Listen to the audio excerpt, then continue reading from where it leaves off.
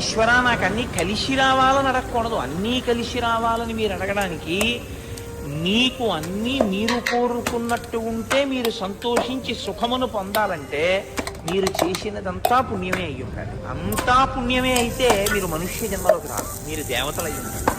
అంతా పుణ్యమే అయితే దేవతలు అవుతారు, అంతా పాపమే అయితే తిరియక్కులు అవుతారు. పుణ్యము పాపము కూడా ఉంటే మనుష్యుడిగా వస్తారు. ఇవాళ ఏడిస్తే రేపు నవ్వుతారు, చీకటి ఉంటే వెన్నెలు ఉంటుంది, ఎత్తుంటే కళ్ళ ఉంటుంది. కాబట్టి ఓ కష్టం వచ్చింది, ఓ ఈశ్వర ఉదారుడవు, నా పాపం తీసేస్తున్నావు, కానీ తండ్రి నీ పాదములను పట్టుకోవడంలో వైక్లభ్యం రాకుండా చూడు. ఇది మీరు అడగగలిగారనుకోండి, మనుష్య జన్మ యొక్క సార్థకతని పొందింది.